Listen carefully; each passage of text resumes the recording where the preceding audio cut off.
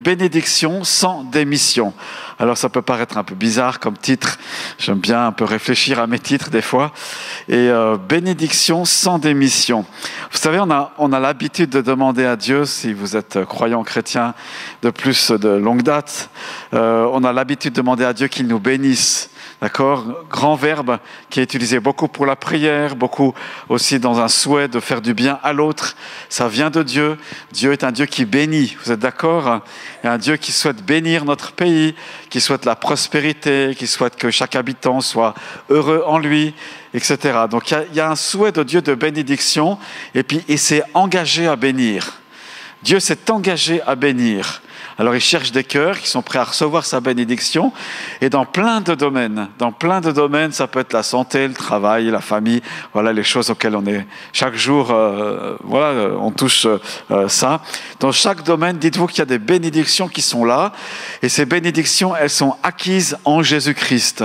Donc non seulement Dieu a la volonté de bénir, la Bible dit, on a été bénis de toute bénédiction spirituelle dans les lieux célestes en Christ. Toute bénédiction est spirituelle, de toute façon, même si c'est du matériel. Ensuite, donc Dieu a la volonté de bénir. Ensuite, Dieu veut te bénir personnellement, dans ta famille, te faire du bien, te rendre heureux, te donner ce qui est juste et légitime, ne serait-ce que payer nos factures à la fin du mois, ne serait-ce que avoir un travail dans lequel on sent que c'est sa place et puis on s'épanouit, on découvre des choses, peut-être des talents qui étaient cachés. Il a la volonté de bénir, il veut te bénir et en plus, il a tout fait pour que tu le sois, c'est-à-dire qu'il a donné son Fils qui est devenu, pour toi, pour moi, malédiction. Il a pris la malédiction qui découle de notre péché, parce qu'on était séparés de Dieu. On était donc comme dans vous savez, les cloches à fromage, quoi. Vous voyez les cloches à fromage, si vous allez au restaurant, pour pas qu'ils sèchent, on les met sous cloche, ou peut-être à la maison, vous faites ça. On était enfermés sous cloche. Et puis Dieu, dans sa grâce, il a fait que la malédiction tombe sur Christ et on peut découvrir cette vie de bénédiction. Ça commence par le pardon de nos péchés, tous nos péchés, notre passé qui est effacé, il veut nous en purifier. Et puis, comme tout à l'heure, ça a été annoncé dans l'offrande, eh bien, Dieu va bénir. Il veut bénir notamment dans le domaine des finances, mettre sa grâce. Et voilà. Mais, ou je ne sais pas s'il faut dire mais ma pensée ce soir, on va avoir plusieurs textes par rapport à ça, c'est que sa bénédiction, elle n'est pas conditionnelle parce qu'il bénit tout le monde, mais cette bénédiction, elle entraîne une responsabilité. Regarde voir ton voisin, puis tu lui dis, tu sais, Dieu va te bénir, mais tu dois être responsable de cette bénédiction. Tu sais, Dieu va te bénir et il te veut responsable de cette bénédiction. Amen. Je prends un exemple pour que ça soit plus clair. Il y avait une période dans notre couple, et c'était vraiment un désir chez mon épouse, chez Anne. Vraiment, elle avait le désir d'avoir des enfants. On était jeunes mariés, c'était légitime, bien sûr, c'est dans nos gènes, dans ses gènes. La part paternelle est quand même facile, mais voilà. Il y avait ce désir qui était là. Et est-ce que Dieu voulait la bénir? Évidemment, parce que Dieu a créé la capacité pour les épouses, les mères, d'être des mères, tout simplement, d'enfanter. Donc il y avait ce désir de bénédiction qui était là. Et puis, les choses ont été faites, qu'on a eu nos enfants et que ça s'est passé. Mais le fait d'avoir des enfants, qui c'est une bénédiction, ça entraîne une responsabilité. Vous êtes d'accord avec moi? Quand il y a des nuits où il y a juste quelques minutes de sommeil, entrecoupées de cris, entrecoupées de on ne sait pas quoi faire, l'enfant crie, on se réveille en sursaut, on se dit pour vous qui respirez encore, quand il y a ces nuits qui sont compliquées, on se dit Seigneur, tu peux faire quelque chose, mais le Seigneur il a fait, il a donné la bénédiction. On assume nos responsabilités de parents, Dieu il est quand même là, il a quand même mis sa bénédiction qui était là. Peut-être vous êtes parmi de ceux qui crient au Seigneur, Seigneur, donne-moi un futur conjoint, donne-moi quelqu'un dans ma vie, je ne suis pas fait pour être seul, je ne suis pas bien, et Dieu veut te bénir. Et en son temps, si on est prêt, je pense, Dieu là aussi, il est souverain, en son temps, il veut te donner la bonne personne, qui sera à tes côtés, qui sera avec qui le couple sera vraiment extraordinaire. Puis la responsabilité, elle est où par rapport à ça? C'est évident, j'espère, pour chacun, que si tu veux un conjoint, à un moment donné, il va falloir lâcher ta vie de célibataire.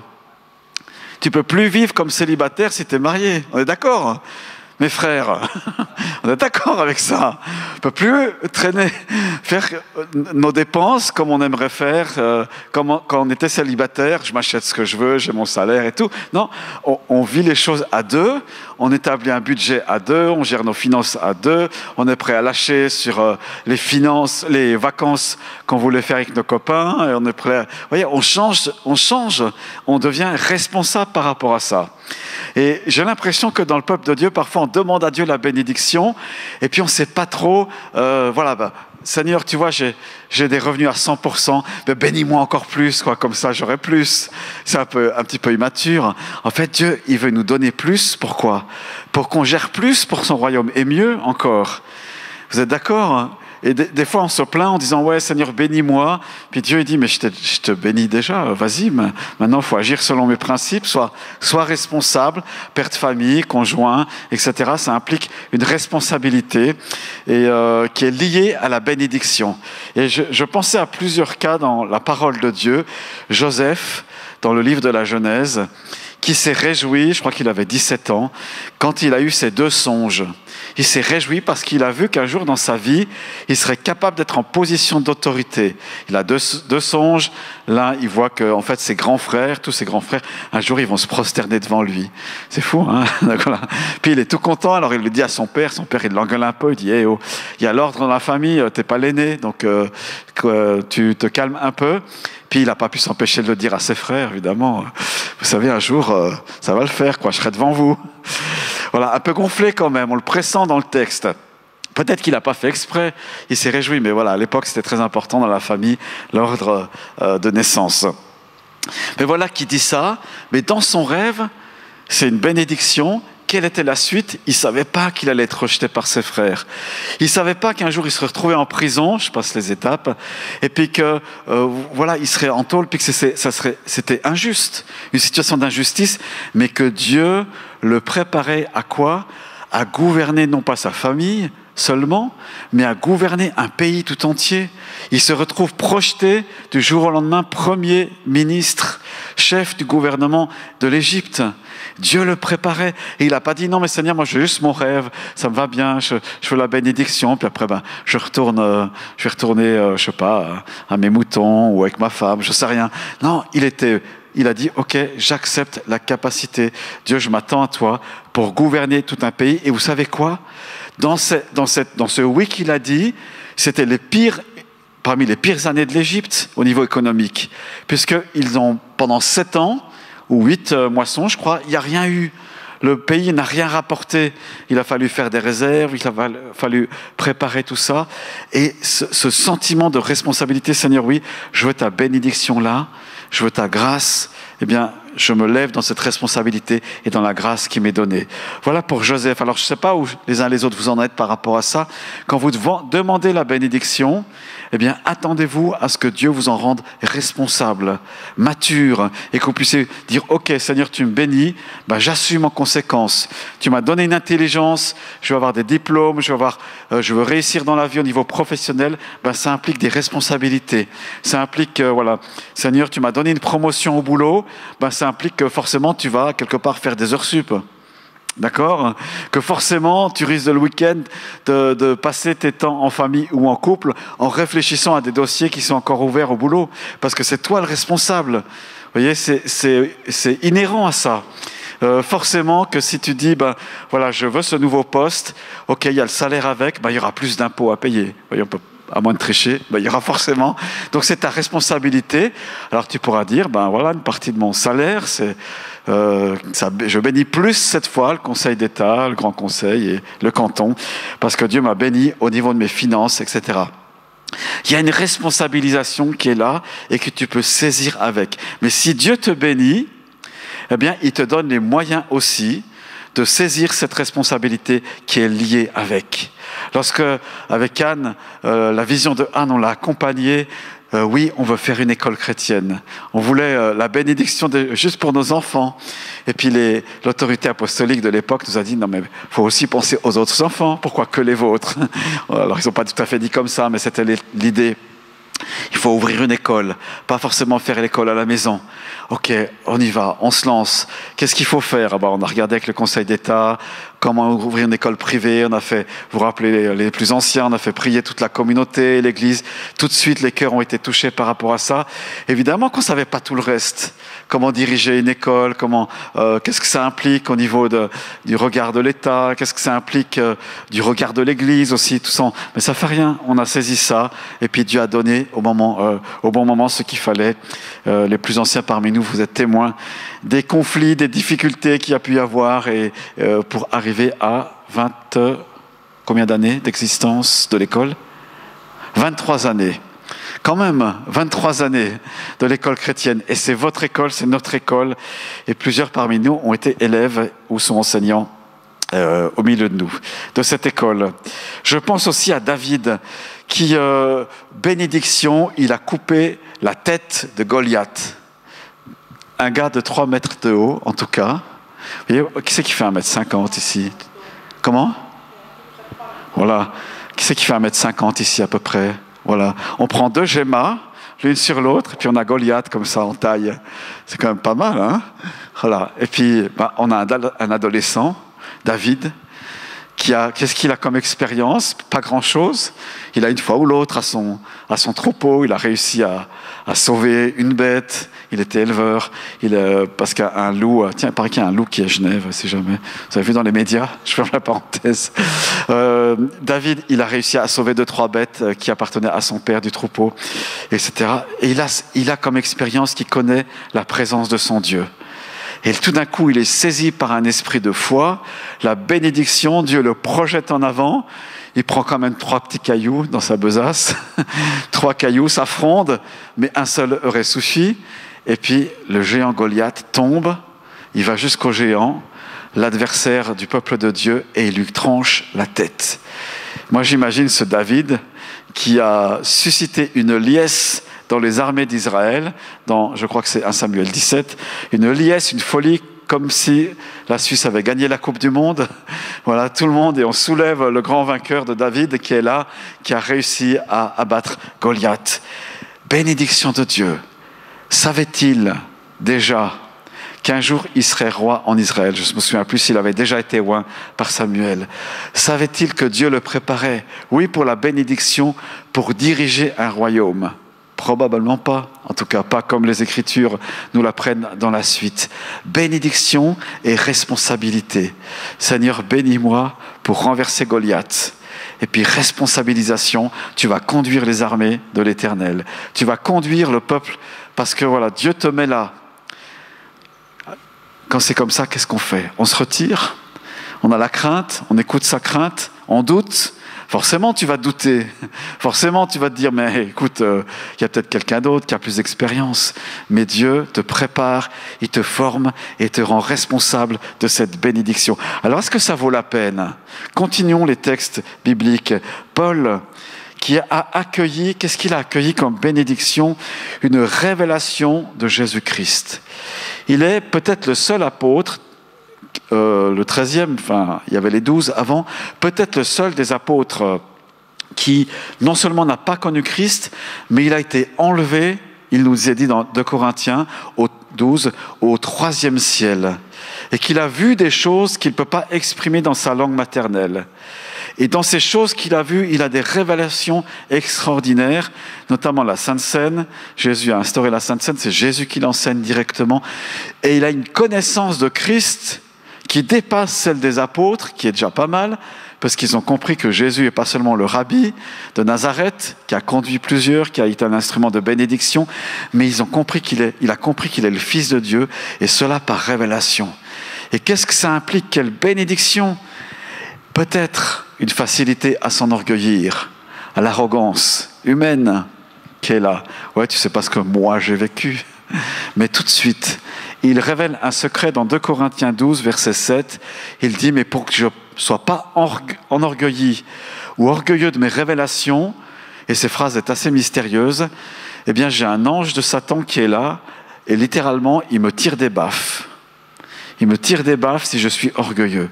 Phrase un peu mystérieuse qu'on peut comprendre. Certains pensent que c'est ça, que peut-être que l'apôtre Paul, il avait un handicap, qu'il a supplié Dieu pour être guéri, mais que Dieu n'a pas voulu le guérir. C'était un moyen pour lui de le garder dans son humanité et l'humilité.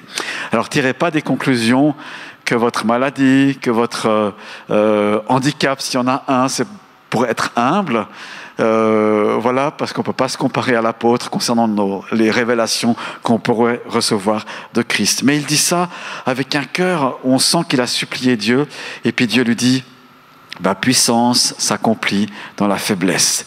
Et là, Paul, il a une nouvelle révélation. Il dit, waouh, mais alors je préfère être dans les détresses, je préfère garder mon handicap, je préfère garder ça, parce que je vois la gloire de Dieu et la grâce de Dieu qui est suffisante dans ma vie. Mystère de la souffrance chrétienne, parfois à laquelle on peut être confronté. Mais la bénédiction qu'il a reçue tout de suite, l'apôtre Paul, il est l'apôtre des païens, de ceux qui sont pas juifs, et il implante des églises avec d'autres, bien sûr, en équipe, et il le fait. Et puis, je parlerai encore une fois de Marie, qui reçoit la visitation d'un ange. Est-ce qu'elle se rend compte tout de suite que c'est un ange? On ne sait pas trop. Mais imaginez, vous êtes Marie, quelqu'un entre chez vous, il n'a ni sonné ni frappé à la porte, il rentre chez vous et il vous dit une bénédiction. Tu es bénie, Marie, Dieu t'a fait grâce sur toutes les femmes. Elle ne comprend pas trop, qu'est-ce qui se passe? Et il lui dit, tu vas enfanter le salut de l'humanité. Puis elle est pratique, elle dit, mais je ne connais pas d'homme, je n'ai encore jamais couché avec qui que ce soit. Comment c'est possible? T'inquiète, t'inquiète. Mais il est sympa, l'ange. Mais on voit que c'est un ange, puis qu'il ne connaît pas l'humanité, c'est pas possible. Parce que qu'est-ce qui se passe à ce moment-là? Autant Marie, elle désire avoir sa place dans la société, dans la famille, et enfanter, comme c'est très important à l'époque. Il faut une descendance, transmettre le nom. Et elle s'en réjouit. Puis en même temps, elle se dit, attends, je ne suis pas mariée, je vais être lapidée, on va m'accuser d'adultère. Donc voilà, et bon, elle fait confiance quand même à Dieu. Et la bénédiction est sur elle, elle devient enceinte, elle loue le Seigneur avec Élisabeth, elle est dans la révélation. Et puis qu'est-ce qui se passe 33 ans plus tard? Waouh, la responsabilisation de Marie, elle est là, elle voit son fils crucifié sur la croix, comme le pire excusez-moi du terme, des ordures de l'époque, comme les brigands, comme les malfaiteurs, comme les violeurs, comme les criminels, etc. Elle, son propre fils qui est là, waouh, et elle est obligée d'accepter ça. On voit que sa foi en Dieu, elle va continuer, elle sera parmi les premiers disciples qui seront à la Pentecôte, elle sera là. Voilà, pas plus que ça, pas besoin de divinifier Marie, mais elle était là. La bénédiction était sur elle, mais la responsabilisation, ou presque on pourrait dire le joug du Seigneur était là sur elle. Et elle l'a accepté, la parole de l'ange qui lui a dit « Une épée te transpercera l'âme. Tu vas souffrir à cause de ton fils qui sera crucifié. » Elle comprendra plus tard. Alors, est-ce que la bénédiction vaut la peine avec tout ça, hein? Oui, elle vaut la peine. Oui, et Dieu veut te bénir. Dieu veut te bénir et te donner cette bénédiction. On l'a lu tout à l'heure. Si on est fidèle dans les dîmes et les offrandes, il veut te donner cette abondance. Il veut te donner plus. Il veut te donner des choses et puis te donner un sentiment de responsabilité par rapport à ça et un cœur détaché. Quand les richesses s'accroissent, dit le psaume, n'y attachez pas votre cœur. Dieu veut te bénir. Combien tu vas gagner l'année prochaine? Dieu, il sait, mais peut-être toi, tu as une promesse de gain supérieur. Eh bien, saisis la parole de Dieu en disant, je veux la méditer. Qu'est-ce que Dieu m'appelle à faire dans mes finances si je reçois plus? Voilà, quel est le pas d'obéissance que je peux entreprendre par rapport à ça? Je savais un jour que je devais prêcher. Je crois que Dieu m'avait parlé. J'étais jeune chrétien comme ça, je savais que je devais prêcher. J'ai dit innocemment à mon pasteur, j'aimerais bien prêcher une fois. Puis il m'a dit, ah ouais, ça sera bien. Donc il a eu la foi, je ne sais pas. La première prédication que j'ai faite, c'était au groupe de jeunes. J'avais une pensée que je voulais transmettre comme ça à mon groupe de jeunes. J'étais content d'y aller les vendredis. Puis mon pasteur m'avait dit, ok, tu donnes une pensée, une parole pour tel vendredi. Je m'étais préparé, je pensais que j'étais prêt. Je pense que c'était la pire situation malaisante que j'ai vécue et pour moi et pour les autres. La pire, j'étais mal à l'aise, il y avait un grand silence, je trouvais pas mes mots, je me dis mais qu'est-ce que je fais là, etc. Il me semblait que je devais faire donner quelque chose. Et heureusement, le pasteur était là, il m'a pris la main, j'étais en train de me noyer dans mes mots, je me noyais et puis il a rebondi sur le verset que j'avais pris, le verset qui était là. Je me souviens encore que tout votre être, l'esprit, l'âme et le corps soient conservés irréprochables. L'esprit, l'âme et le corps. Voilà, il a eu la bienveillance et la gentillesse. Alors, j'ai pas lâché l'affaire, j'ai continué. En fait, c'était une grande, grande leçon pour moi de dépendance du Saint-Esprit. L'envie et la bénédiction étaient là, mais il y avait quelque chose qui me manquait, c'était la dépendance du Saint-Esprit. Et ce soir, si je peux partager la parole avec vous, je suis dépendant de l'Esprit Saint. J'ai dû me préparer à son écoute. Vous imaginez bien, moi qui n'ai pas l'aisance pour parler à la base en public. Merci à mon pasteur de l'époque. Il m'a fait grâce. Oui, on veut la bénédiction parfois dans le peuple de Dieu sans la responsabilisation. Combien de fois j'ai entendu « il faut que notre église, elle grandisse ». Et c'est peut-être le désir de votre cœur, j'espère. Moi, ça brûle en moi. Je dis « Seigneur, il faut qu'il y ait plus de gens sauvés à Christ ». Et puis on se dit « Seigneur, comment tu vas faire ?» Puis le Seigneur se retourne vers nous et il nous dit « Comment vous allez faire ?» Est-ce que vous êtes prêts à ouvrir votre maison pour des groupes de maisons supplémentaires, à vous coucher tard parce qu'il faudra prier pour un nouveau converti, puis il faudra lui chasser les démons qui se manifestent? Est-ce que vous êtes prêts à vous engager aux côtés de l'équipe pastorale? Est-ce que l'équipe pastorale est prête à en faire un peu plus dans la responsabilisation? Dieu se tourne vers nous. Il veut bénir, il veut multiplier le pain, les poissons, etc. Il veut étendre sa main sur toute cette région et les communautés qui sont là. Qu'est-ce qu'on est prêt à dire à Dieu? Seigneur, bénis, remplis. Le pasteur, il est là, il va faire le boulot. Donc, je ne suis pas du tout aigri en disant ça. Je me réjouis de faire les œuvres de Dieu. Mais est-ce qu'ensemble, on est prêt à rentrer dans cette responsabilisation? Imaginez encore une fois Joseph qui est là, qui devient Premier ministre. On n'a pas l'impression qu'il a paniqué. Il a dépendu de son Dieu. OK, maintenant, il y a eu le rêve de Pharaon. Il y a eu l'interprétation. Qu'est-ce qu'on fait avec ça? Je pense qu'il faut quelqu'un qui soit sage, qui fasse des réserves. On va préparer cette année. Ça va bien se passer. Pharaon se tourne vers lui. Tu es cet homme-là. Je te choisis pour ça. OK, c'était le bon moment. Il était prêt pour cela. Que faut-il faire pour travailler dans cette bénédiction? La Bible nous dit travailler à votre salut, justement. Après, être prêt à se remonter les manches, après, prêt à fonctionner dans les dons et les talents qu'on a les uns les autres. Plusieurs le font, bien sûr. Forcément, il y aura des heures sup en plus. Forcément, il faudra améliorer ce site internet que nous avons. Forcément, il faudra peut-être, je ne sais pas, étoffer le groupe de louanges parce que ça va demander peut-être des soirées de louanges plus longues, je ne sais pas, des soirées de prière plus conséquentes. Forcément, il faudra plus de prières des uns et des autres. On n'est pas assez à la réunion de prière.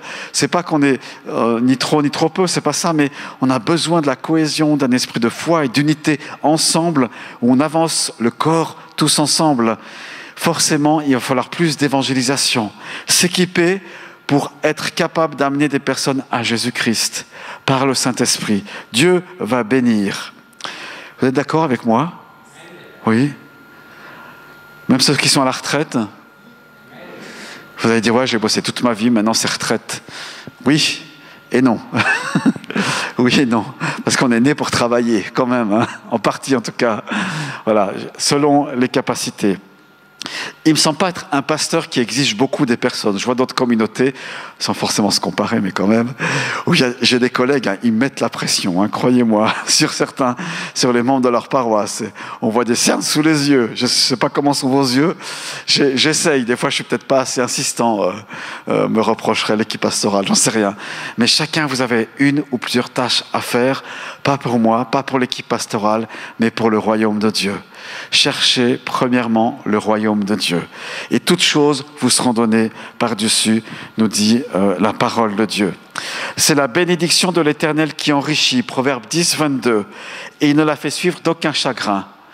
Et pourtant, il y a des responsabilités à prendre, mais il n'y aura aucun chagrin. Ça vaut la peine, dit Jésus, de mettre la main à la charrue sans se retourner. L'engagement que tu prends aujourd'hui, devant Dieu, eh bien, ça vaut la peine. Tu vas avoir des fruits. La Bible nous dit, je crois que c'est dans l'Épître aux Galates, que nous moissonnerons au temps convenable si nous ne nous relâchons pas. Nous moissonnerons. Quand il y a eu un temps d'oppression morale ou de persécution morale sur l'école chrétienne il y a quelques années en arrière, eh bien, une des choses qui m'a été donnée de vivre, c'était pas facile émotionnellement, c'est difficile d'avoir des flèches envoyées de l'ennemi, mais beaucoup ont prié, on s'est réjouis. Mais je me souviens très bien, un des matins, j'étais là dans la présence de Dieu, dans ce temps personnel, je crois que je jeûnais, en tout cas je mangeais très peu, et puis j'étais là dans la présence de Dieu. Le matin même, je savais qu'il y avait une émission de radio, puis que je risquais de m'en prendre plein la tête, aumônier de l'école chrétienne Timothée. Alors vous croyez pas qu'on descend du singe, vous voyez toutes ces moqueries qui étaient là, qui allaient me tomber dessus. Mais j'ai reçu la conviction que c'était ma place, quelques jours avant, et d'autres aussi. Et puis ce matin-là, je me souviens très bien, dans la présence de Dieu, j'ai été tellement rempli que j'étais euphorique et dans l'allégresse du Saint-Esprit. Et ce verset m'est revenu, mais si vous êtes outragé pour le nom de Christ, si vous êtes insulté en quelque sorte, vous êtes heureux car l'Esprit de Dieu repose sur vous. Et je savais que j'allais aller à un endroit où ça allait être difficile, mais j'avais quelque chose que les autres n'avaient pas. Dans ce débat, j'avais quelque chose que les autres n'avaient pas. C'était la joie du Seigneur Jésus-Christ. J'ai un petit peu goûté à quelque chose voilà, qui était là.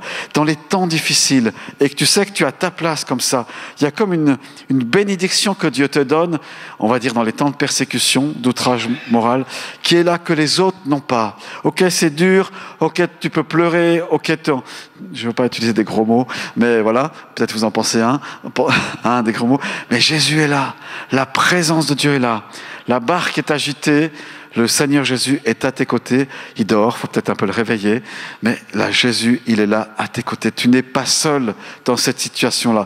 Dans les groupes de maison, ok, il y a quelque chose de houleux en ce moment, peut-être, tu traverses, mais Jésus est là. Il y a une bénédiction, si tu en es responsable, qui est là pour toi, qu'il faut rechercher. Je terminerai avec deux pensées.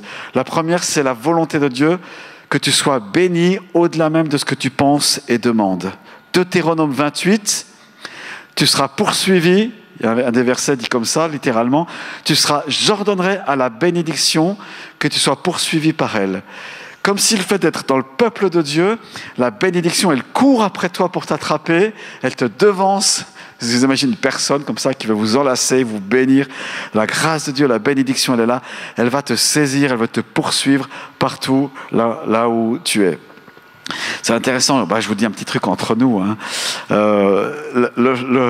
Comment dire, avec Anne, on a été bénis, pas à cause de nous, mais Dieu nous a bénis dans des domaines inattendus pour notre logement, pour voilà ce que nous avons au niveau matériel, alors que humainement je ne pouvais pas recevoir. Voilà, c'était comme ça financièrement, on a ce qu'on a, mais Dieu nous bénit par d'autres moyens. Et Dieu ouvre les écluses des cieux quand c'est comme ça, et c'est tellement génial. Alors voilà, je ne peux pas tout dire comme ça, mais il y a des bénédictions qui sont là, tellement inattendues. Puis je vois des fois un peu mes collègues, parce qu'on se compare, vous savez, les pasteurs, c'est des êtres humains comme ça, intérieurement, on se compare, puis je les entends des fois râler, puis moi je n'ose pas dire les bénédictions que j'ai reçues, parce que je me suis dit, mais ils vont être un peu jaloux, et puis voilà, comment ça se passe. Alors voilà, sûrement qu'ils sont bénis, puis Dieu prend soin d'eux, mais je voulais simplement dire que dans la fidélité de Dieu, il y a la bénédiction qui nous enlace. Alors peut-être que des fois, j'ai des situations qui sont là, enfin voilà, il y a la bénédiction de Dieu, et il nous fait grâce, et j'en suis heureux de cela. Ça, c'était la première chose que je voulais dire. Dieu ordonne à la bénédiction d'être avec toi. Et puis la deuxième chose, je vous lance le défi ce soir. Puis tout à l'heure, ceux qui voudront, ils pourront venir devant comme un engagement devant Dieu. Je pense à Jacob, Genèse chapitre 32. Jacob, il flippe, il a la trouille devant. Pourquoi ? Parce qu'il va rencontrer son frère Ésaü, son jumeau. Puis ça n'a jamais été le grand amour entre les deux. Il y a même la Bible qui dit que dans le ventre de la maman, les jumeaux, il y en a un qui a pris le talent, Jacob, il est accusé, il a pris le talent du frère aîné, celui qui devait être le frère aîné, puis il lui pique sa place. Il sort en premier.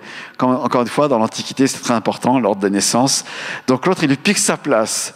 Et puis quand il y a la bénédiction qui doit revenir à Ésaü, Jacob, il lui pique encore sa place. Donc le frère, dans la fratrie, vous savez, quand il y a des clivages, d'héritage, etc., ça peut aller loin, hein, des fois, ça, les conflits. Eh ben, il y a ça. Il sait que demain, Jacob, il rencontre Ésaü. Est-ce qu'Ésaü va venir avec les armes pour lui régler son compte une fois pour toutes? C'est pas trop. Il fait passer par le torrent sa famille, ses femmes, il y avait plusieurs femmes à l'époque, les troupeaux, etc. Il fait passer par le torrent le gué. Il les fait passer, Genèse 32, encore une fois. Et puis lui, il reste là tout seul, avec ses craintes. Et puis Dieu vient le rencontrer. Dieu vient le rencontrer. Ou plutôt un personnage un peu bizarre. Dans Genèse 32, il vient le rencontrer comme ça. Et puis il se bat avec lui. Il est un peu guerrier, Jacob. Hein. Il est un peu... faut pas le chatouiller. Il se bat avec lui. Qui est ce personnage ? On va droit au but. Certains l'appellent un ange, dans Osée chapitre 12. L'ange a combattu avec Jacob. Imaginez, hein, grande révélation, il y a un ange qui vient, tu te bats avec lui. Un peu étrange. Et puis d'autres, ils sont tous un peu d'accord avec ça aujourd'hui, les théologiens évangéliques, pour dire que Christ est venu le rencontrer. Jésus, avant qu'il s'appelait Jésus, avant l'incarnation, il vient le rencontrer. Et puis il y a comme un jeu qui est là, un peu une bataille étrange, et Jacob, qui est persévérant, il se bat toute la nuit avec Jésus. Vous allez me dire, mais qu'est-ce que ça rapporte? Pourquoi se battre?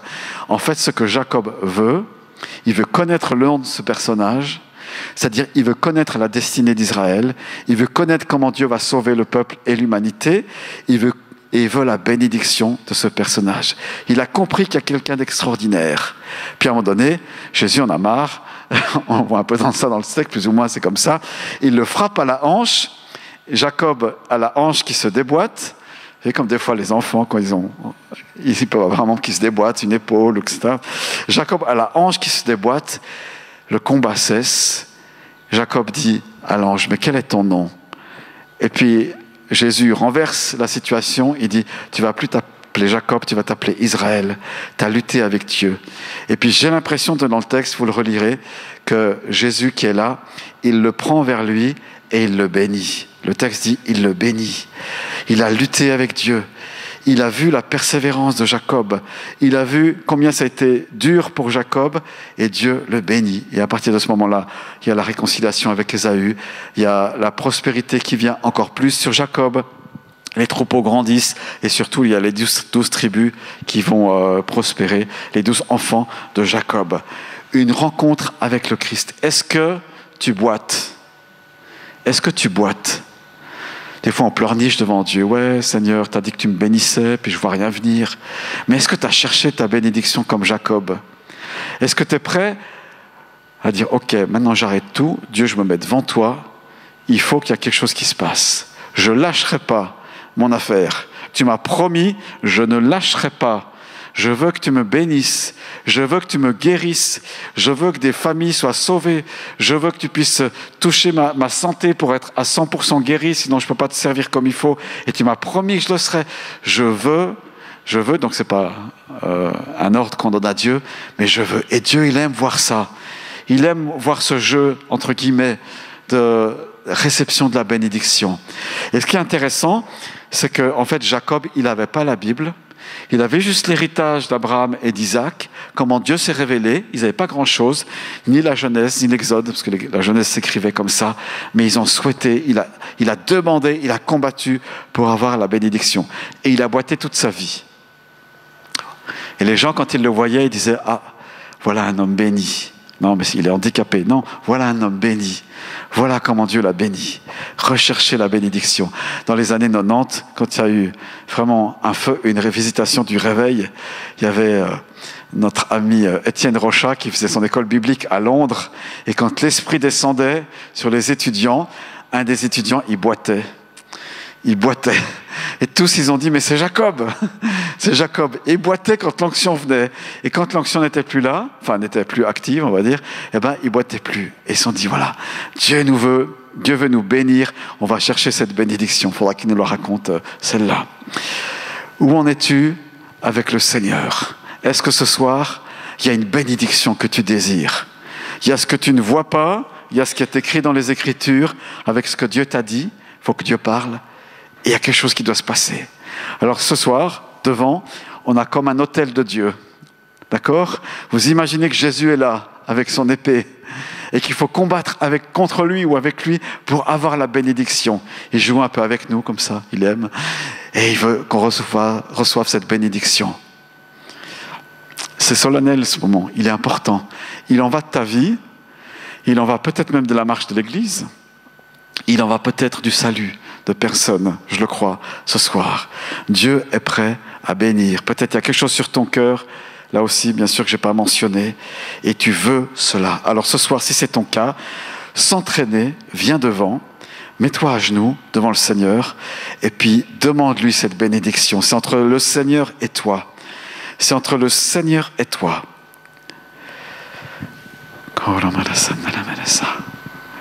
Que demandes-tu au Seigneur?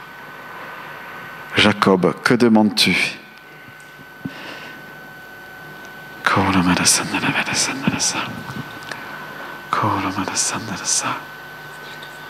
Oui, vas-y, oui.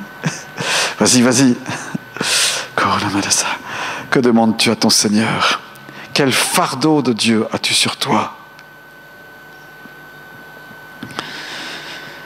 Alors tu peux venir devant. C'est entre Dieu et toi, entre Jésus et toi. Jésus est là. Celui dont il est dit qu'il a tout pouvoir dans les cieux et sur la terre. Celui dont il est dit que son royaume ne passera pas. Celui dont il est dit qui est sorti, qui s'est incarné, qui a reçu un corps, afin que ce soir, il te bénisse. Il te bénisse et que quelque chose craque dans ta vie. J'entends le ciel craquer, les amis. J'entends des tonnerres qui se préparent. J'entends quelque chose au-dessus de ta tête qui est en train de se faire. J'entends quelque chose qui est en train de bouger dans les lieux célestes. J'entends les armées de Dieu qui sont en train de bouger. J'entends vraiment Dieu qui dit « Il touche mon cœur. Il a touché mon cœur. Il touche mon cœur. » Alléluia.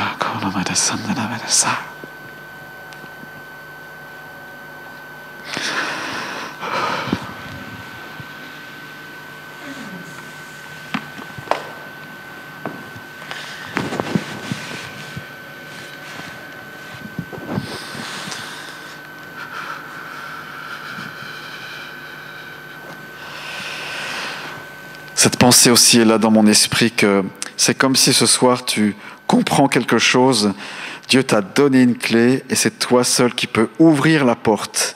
Comme il a dit à l'apôtre Pierre, je te donne les clés. Ce que tu liras, c'est-à-dire ce que tu ouvriras ou ce que tu fermeras, eh bien, voilà, c'est une autorité, quelque chose que Dieu te donne ce soir. Et il t'en revêt pour ta vie et pour là où il t'a placé. Ne minimise pas vraiment cette autorité, ce pouvoir que tu as reçu de lui. Alléluia. Alléluia.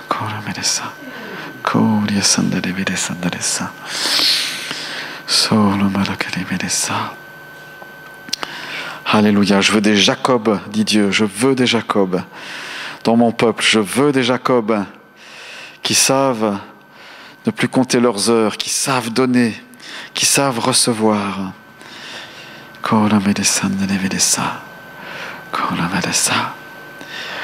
Alléluia. Seigneur, on veut t'apporter l'esprit victimaire qu'on peut avoir, que je peux avoir aussi, Seigneur. Je ne veux pas être dans un sentiment de victime, mais je saisis la bénédiction. Je la reçois ce soir. Je la reçois. Tu as dit, si quelqu'un dit à cette bénédiction, et il la recevra. Si quelqu'un dit, je reçois cette bénédiction. Il la verra s'accomplir. Il la verra s'accomplir.